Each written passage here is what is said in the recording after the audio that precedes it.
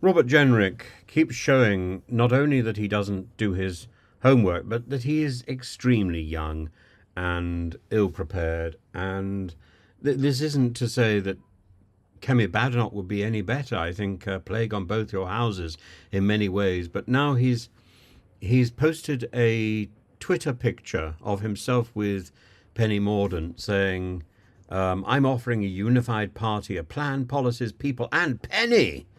Well, only yesterday he was saying how he was going to get Jacob Rees-Mogg back as chairman of the party, even though he's not a member of the parliamentary Conservative Party any longer. Nor is Penny, but he wants her back as soon as possible, he said. She's great. Jenrick has said, I would love to bring Penny Mordaunt back to the front line of Conservative politics, either via a by-election if she was willing, or in leading a campaign against Labour as soon as possible. I don't quite know what that means. He talks about having a unity cabinet. Well, great to have a unity cabinet, but they should all be MPs.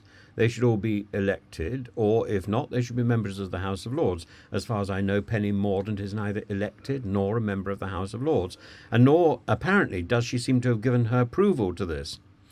And it's is it possible? Is it possible that this is simply because he wants to make sure that Penny Mordaunt doesn't eventually leapfrog over him, should he become leader of the Conservatives for the time being? And someone has said this is rather like William Hague worrying about whether Michael Portillo was about to take over. Penny Mordaunt, as we know, was the person carrying the sword during the coronation of the present king, and she was described as a green goddess following the ceremony.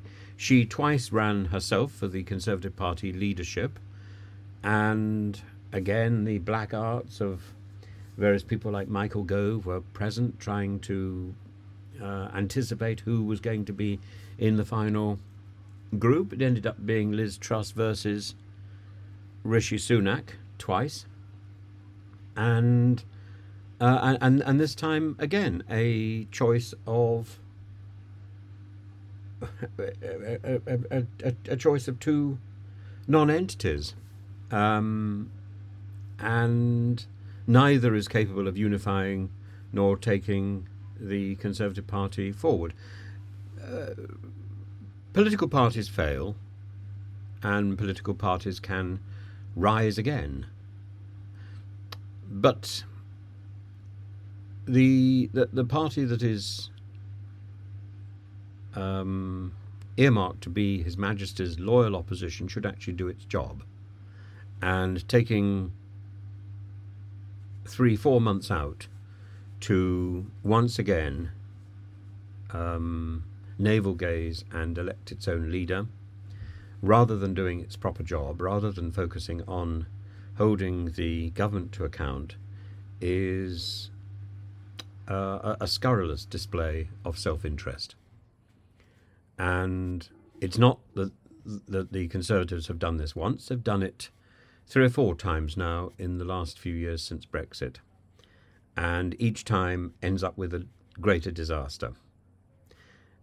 I think it's time to recognise, I think it's time for the Conservative Party to recognise that this form of lip service democracy, which is not democracy, which is not a service, it's all a lot of lip, is unacceptable in the 21st century.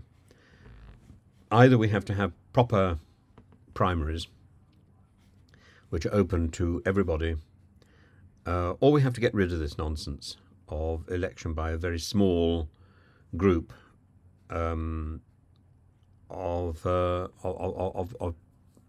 party members.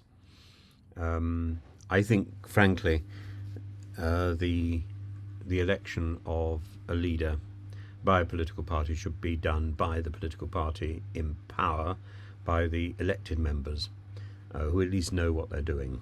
And this this nonsense, this self-indulgent nonsense, is too much. And it's yielded too much disaster. And it needs to stop. As for this sort of absurdity of plastering people's names across Twitter simply because there's been a brief telephone conversation, again, that's unacceptable behaviour. And